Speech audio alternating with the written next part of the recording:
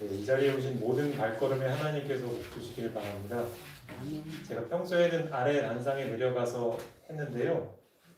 좀 더 가까운 곳에서 호흡하면서 말씀을 전하고 싶어서 내려가서 했었습니다. 근데 제가 또 내려가서 하니까 이쪽에 계신 분들이 화면을 보시기가 좀 어렵다는 이야기가 있어서 제가 이제 좀 위로 올라와서 다시 좀 말씀을 하도록 하겠습니다.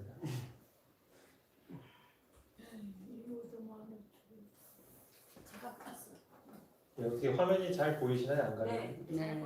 단상 안 치워도 괜찮을까요?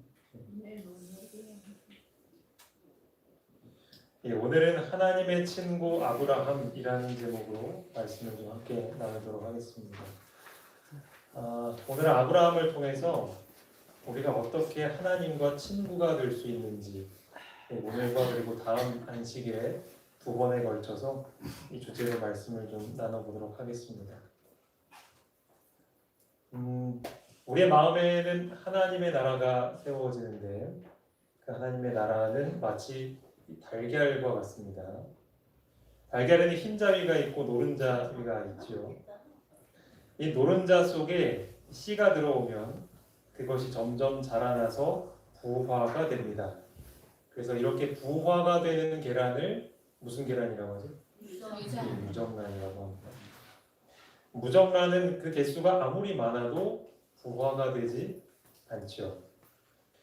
성경은 우리 안에도 두 가지의 마음이 있다고 합니다. 하나는 겉사람이라고 하고요.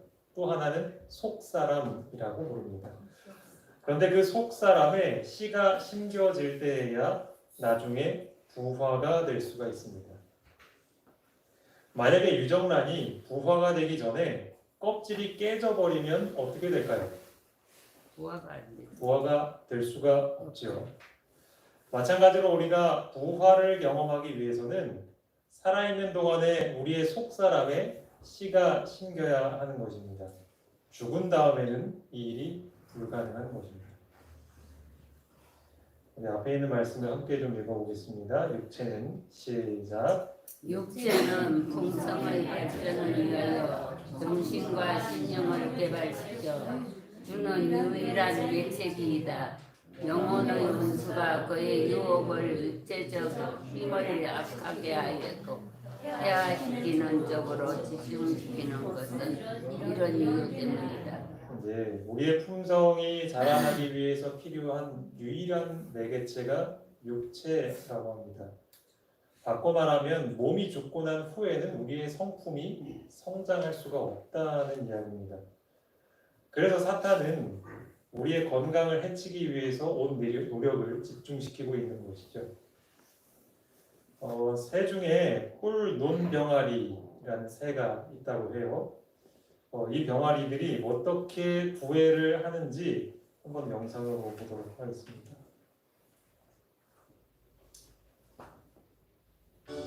다른 뿔렁병아리인데요. 벌써 화려한 번식 기수로 갈아입었습니다. 그런데 분위기가 심상치 않습니다. 잔잔한 호수에 한바탕 소란이 벌어지는데요. 마음에 드는 짝을 차지하기 위한 쫓고 쫓기는 대혈투입니다. 빼앗으는 자와 지키는 자, 어느 누구도 한치의 양보가 없습니다. 싸움의 마무리는 우아한 사랑의 하트춤. 그토록 치열하게 싸웠던 이유입니다.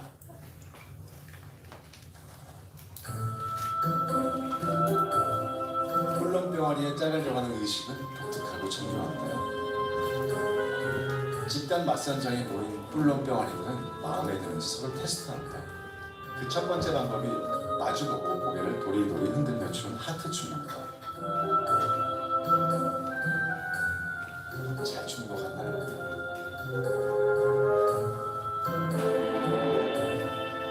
어쩐지 엇박자가 나는 것 같더니 서로 결국 외면하고 맙니다.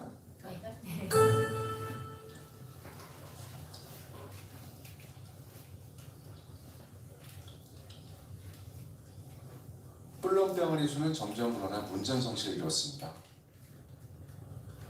암컷을 차지하려면 멋들어진 치장은 필수죠. 수컷은 날개와 깃털을 굴려 마음껏 과시합니다. 이 모습이 임금님의 장식을 닮았다고 해서 임금님체라고 부르기도 합니다. 이때 우아하게 등장해 프로포즈를 받는 암컷. 일단 궁합을 맞춰봅니다. 그러나 그저 그런 모양. 또 다른 파트너를 찾아 나섭니다. 이번엔 성공할 수 있을까요? 이 쌍은 박자가 척척 잘 맞습니다.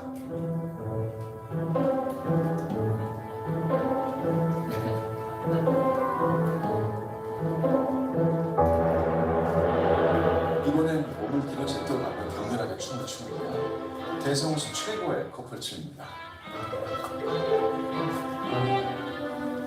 하지만 이 춤으로 끝이 아닙니다. 마지막 관문이 하나 더 남아 있습니다.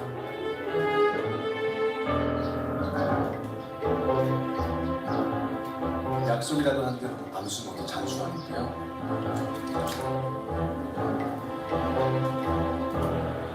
입에 수초를 한다는 녀석들이 마주보고 솟구쳐 오릅니다. 이 세상 어디에도 없는 풀춤입니다. 펭귄을 닮았다 하여 펭귄춤이라 부릅니다.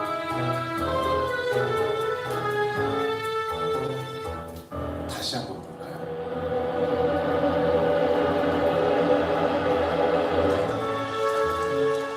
재빠른 발놀림으로 우리의 서서 추는 최고의 난이도 춤입니다.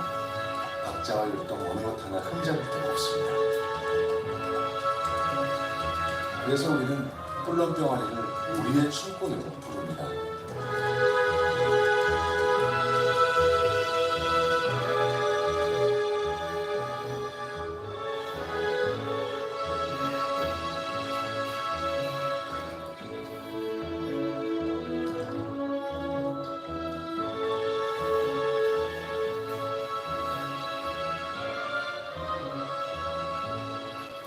이렇게 수초를 가지고 춤을 추면 그만큼 수초가 꿀렁병아리에게 중요하기 때문입니다.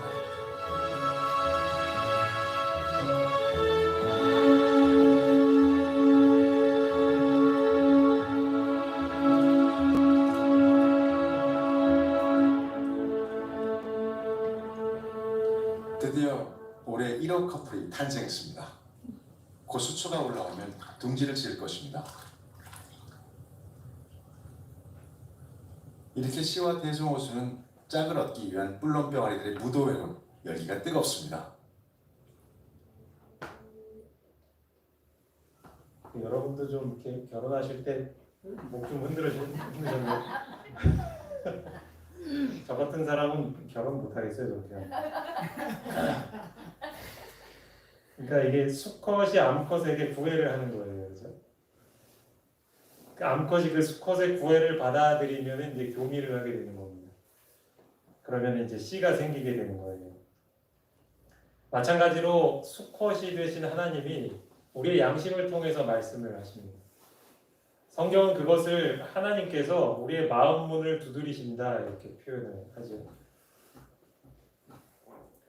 볼지어다 내가 문 밖에 서서 두드리노니 누구든지 내 음성을 듣고 문을 열면 내가 그에게로 들어가 그와 더불어 먹고 그는 나와 더불어 먹으리라. 하나님이 무엇을 두드리시죠? 문을 두드리십니다. 우리의 마음의 문을 두드리십니다. 내가 그 소리를 듣고 문을 열면 우리의 마음에 씨가 들어오는 것입니다. 그것을 받아들이느냐 받아들이지 않느냐는 내가 결정하는 것입니다. 그렇다면 이 음성이 언제 들릴까요? 그것은 바로 우리들의 일상생활에서 겪는 사건들 속에서 들립니다. 하나님은 사건을 통해서 우리의 양심의 말씀을 하십니다. 우리가 그 양심의 소리를 들으면 주님이 내 안에 들어오셔서 내 속사람에 씨를 심어주시는 것입니다. 그런데 주님이 내 양심에 말씀하실 때 그것을 거절하면 어떻게 될까요? 그렇죠. 한 번 거절하면 두 번째, 세 번째 거절하는 것은 훨씬 더 쉬워집니다. 선민이가 한번 읽어볼까요? 하나님께서는 그에게 잘못을 깨닫게 깨닫게 하시고자 오직 무한한 지혜와 사랑으로만 할 수 있는 온갖 노력을 다하였다. 사탄은 하늘에서 예수님의 자리를 차지하기 위해 욕심을 냈습니다. 결국 그는 땅으로 내어 쫓기게 되었습니다. 지금 방금 읽은 이 말씀이 사탄이 왜 땅으로 내어 쫓겼는지에 대한 이유를 설명해 주고 있죠. 사탄이 많은 불평을 하며 하나님을 거절하려고 할 때에 하나님은 갖고 계신 모든 것을 다 보여주셨습니다. 그러나 사탄은 끝까지 하나님을 거절합니다. 왜 거절했을까? 정작 그가 갈망한 것은 하나님의 지위였지 그분의 품성은 아니었다. 그가 움켜쥐려 한 것은 하나님의 권위였지 그분의 사랑이 아니었다. 그러니까 사탄은 하나님의 품성에 대해서는 전혀 관심이 없었습니다. 오로지 하나님의 지위만 욕심이 났죠. 죄와 의, 또 사랑과 자랑을 놓고 갈등을 하던 사탄은 결국 죄의 편을 선택을 한 것이에요. 하나님께서 모든 것을 그에게 보여주셨음에도 불구하고 말입니다. 장수인 집사님 한번 좀 읽어주실까요? 사단은 하나님의 품성을 이해하고 그분의 선하심을 알면서도 자기 자신을 이기적이고 독자적인 생각을 따르기를 선택하셨던 것이다. 이 선택은 그에게 결정적인 것이었다. 더 이상 하나님께서 그를 구원하기 위하여 하실 수 있는 일은 없었다. 네, 감사합니다. 그러니까 하나님께서 사탄을 구원하기 위해 더 하실 수 있는 일이 없었대요. 왜냐하면 이미 그에게 보여주실 것은 다 보여주셨기 때문에. 하나님은 지금도 우리의 마음문을 두드리며 말씀하고 계십니다. 내가 이 음성을 알아듣고 문을 열면 구원을 받을 수 있는 곳이죠. 하지만 그 음성을 거절하면 우리는 구원을 잃어버리는 것입니다. 성경은 이러한 죄, 즉 우리의 마음문을 닫아버리는 죄에 대해서 이렇게 이야기를 합니다. 누구든지 형제가 사망에 이르지 아니하는 죄에 범하는 것을 보거든 구하라. 그리하면 사망에 이르지 아니하는 범죄자들을 위하여 그에게 생명을 주시리라. 사망에 이르는 죄가 있으니 이에 관하여 나는 구하라 하지 않노라. 여기 보시면 두 가지 종류의 죄가 등장을 합니다. 어떤 죄와 어떤 죄가 있지요? 사망에 이르는 죄, 예, 사망에 이르는 죄와 생명의 죄. 사망에 이르지 않는 죄가 있습니다. 그렇다면 사망에 이르는 죄란 무엇일까요? 하나님의 말씀을 거절하는 예, 그러니까 하나님을 부인하는 것, 다시 말해 더 이상 하나님의 음성을 들어도 마음문을 열지 않는 상태를 가리키는 거예요. 하나님이 모든 것을 다 했지만 마음의 문을 닫아버렸기 때문에 사탄에게는 더 이상 구원의 희망이 없었던 것이죠. 이와 같은 상태를 가리켜서 사망에 이르는 죄라고 부릅니다. 그러니까 우리는 이 죄에 이르기 전에 얼른 돌아서야 하는 것이죠.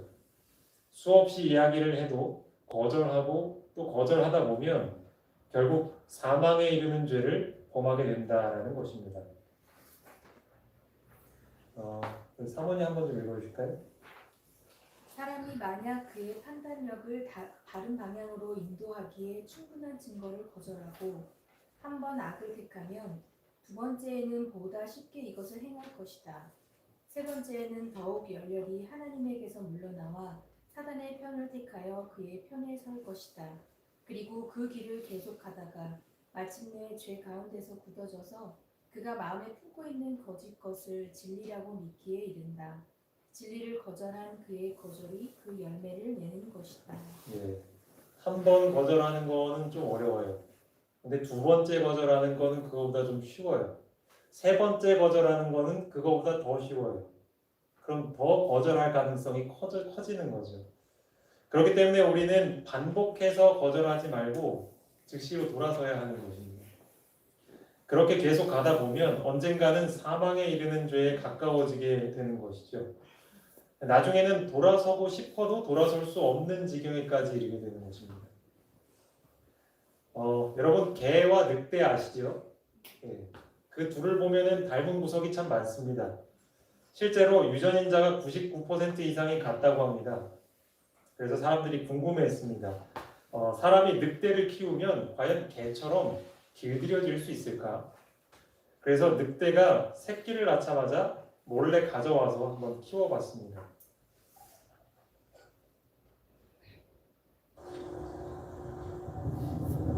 (6월이) 되었습니다. 새끼 늑대들은 제법 늑대의 외형을 갖췄습니다.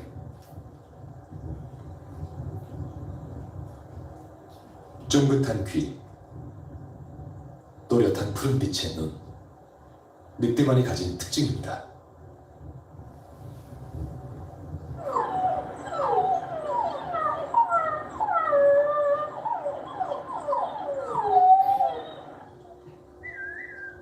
소녀는 여전히 새끼 늑대들이 가장 잘 따르는 사람입니다.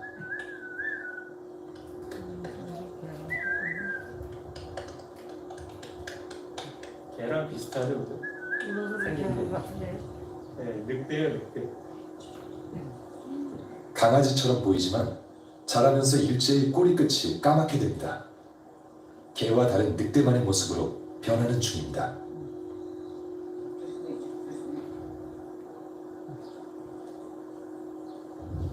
아주 어린 늑대를 데려온 유목민들은 고민에 빠집니다. 언제까지 가축들 속에서 늑대를 기를 수 있을까?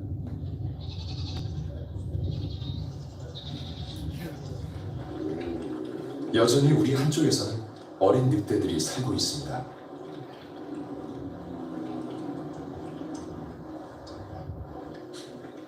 늑대들은 사람의 보살핌에 익숙해졌습니다.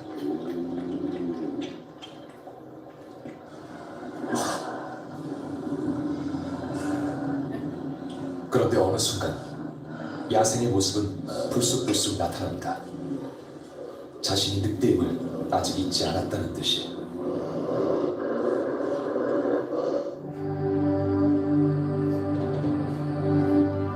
알타이에 겨울이 오고 있습니다. 이 무렵이면 봄에 태어난 늑대들은 어른 늑대가 됩니다.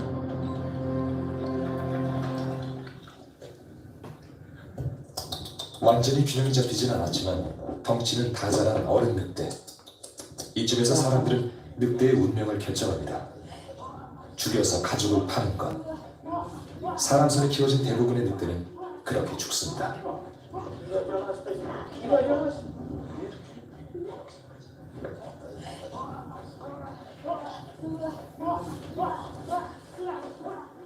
사람을 따르는 것은 다음 해 겨울 정도까지가 될 것입니다. 그때부터 늑대는 사람과 가축을 공격할 수 있습니다.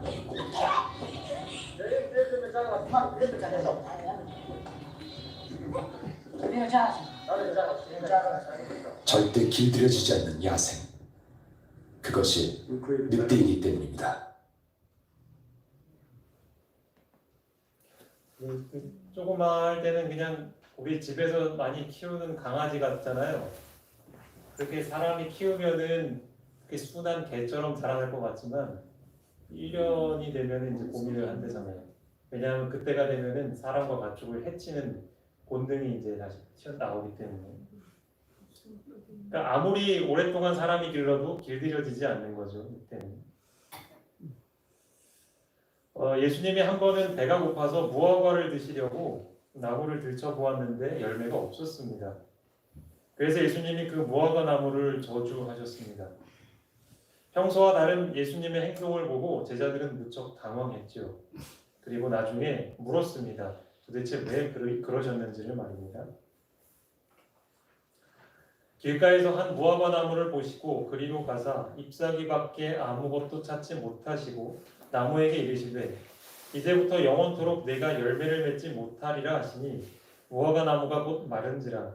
제자들이 보고 이상히 여겨 이르되 무화과 나무가 어찌하여 곧 말랐나이까. 예수님이 무화과 나무를 저주하시자 나무가 말라버렸습니다. 예수님 도대체 왜 그렇게 하셨죠? 예수님은 언제나 환자를 고쳐주시고 귀신 들린 자를 쫓아내시고 귀신을 쫓아내시고 모든 사람들에게 유익을 끼치시던 분이죠. 그런데 유독 왜 그러신 걸까? 그것은 하나의 중요한 교훈을 가르치시기 위함이었습니다. 너희들도 끝까지 나를 거절하면 무화과 나무처럼 된다는 걸 보여주려 하시는 것입니다. 여러분 귤 좋아하시나요? 귤? 우리 겨울에는 이제 귤이 한창 많이 나오는데 저도 이제 많이 먹고 싶어서 장날이 되면은 상자 채로 이제 사오기도 하고 그랬습니다. 근데 귤을 사면은 가끔 이런 상황일 때가 있죠. 뭐죠 이게? 네, 하나가 썩었어요. 이럴 때는 어떻게 해야 될까요? 그래요? 그냥 두면 안 돼요? 그냥 그만 던져서 다 썩어버려. 아 그래요? 너무 아까운 거 아니에요? 하나 골라내니? 아니요. 아니에요? 그쵸. 하나를 그대로 두면 나머지도 다 썩어버리게 되는 것이죠. 아까 말한 사망에 이르는 죄, 즉 마음의 문을 닫아버린 사람들은 그때부터는 어떻게 되냐 하면 하나님을 대적하는 것입니다.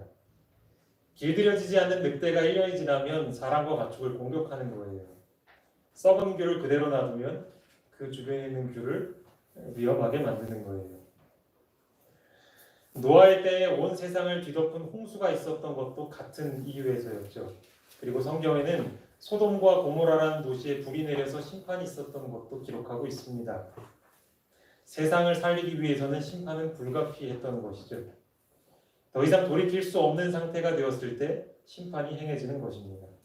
우리 앞에 있는 성경 말씀을 함께 읽어보실까요? 시작.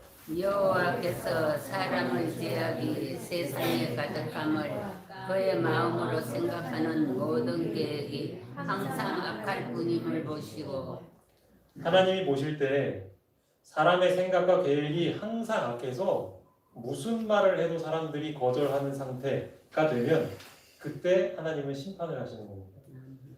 이것은 하나님이 치신다 혹은 죄 잘못할 때마다 벌을 주신다 하는 것과는 다른 것입니다. 10년 동안 하루도 빠지지 않고 장애인 친구를 등교도 하고 하교도 시켰던 특별한 우정 이야기가 방송에 나온 적이 있어서 그걸 편집한 영상을 좀 함께 보도록 하겠습니다.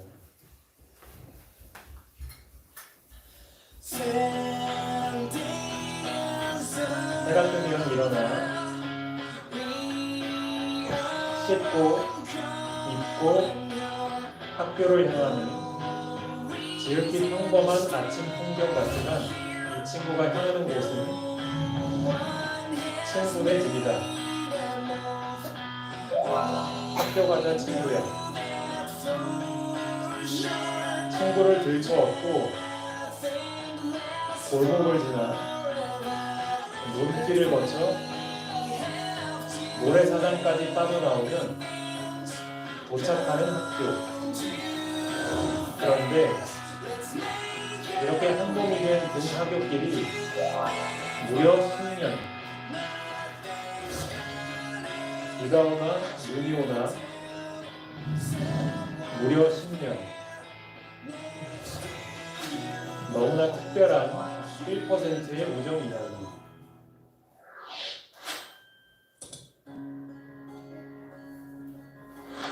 오른손과 두 다리 없이 태어난 민.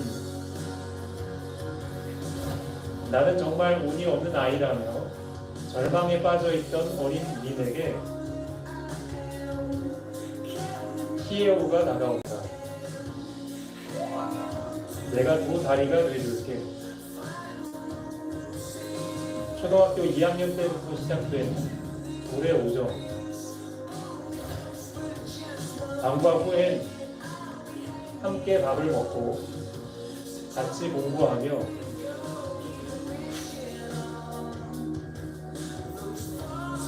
어디든 붙어 다녔다. 히에오는 친구의 발이 되어줄 자전거와 오토바이 타는 법도 가르쳐 주었다. 히에오 덕분에 따돌림은커녕 오히려 인기 있는 학생이 된 민. 히에오는 왜 민을 돕게 됐냐는 물음에 이렇게 답했다. 누구보다 열심히 사는 부모님을 보며 저도 의미 있는 일을 하고 싶었습니다. 함께 시간을 보내며 더 큰 깨달음을 얻은 건 오히려 히에오였다. 장애를 피하지 않고 극복해 나가는 민이 제게 용기를 줬습니다. 그렇다면 민은 어땠을까? 한마디 불평 없이 단 하루도 빠지지 않고 두 다리가 되어준 히에오를 보며 그래, 장애가 있다고 내 미래까지 절뚝일 필요는 없어. 나도 꿈을 가질 권리가 있어.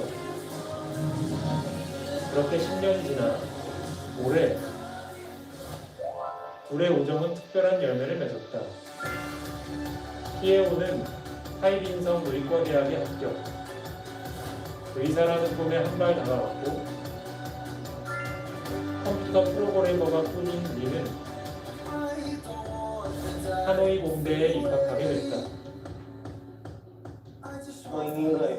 널 업고 다니는 것은 이제 쉽고 익숙해. 10년 동안 우리가 함께한 것은 정말 가치가 있어. 공부를 계속할 수 있도록 학교에 갈 수 있게 발휘돼 주어서 히에오에게 정말 감사하다고 말하고 싶습니다. 여기서 끝이 아니다. 둘의 특별한 우정이 알려지면서 히에오는 전액 장학금을 받게 됐다. 그리고 하노이 백마일 병원은 리에게 손과 다리를 만들어줄 수술을 약속했다고. 너희들의 우정이야말로 진짜 찐이다. 네, 요즘 말로 진짜를 찐이라고 그래요. 찐 아시는 분들 아시겠죠? 아멘. 그 참 훌륭한 친구 사이죠. 여러분들 이런 친구가 있으면 어떨까요? 그리고 이런 친구가 되어 주신다면 어떨까요? 아멘. 우리도 이렇게 도움이 필요한 사람들을 보살핀다면 분명 하늘의 보상이 있을 것입니다. 아멘. 아브라함은 하나님이 어떤 분인지를 개인적으로 알았습니다. 마치 친구처럼 말이죠.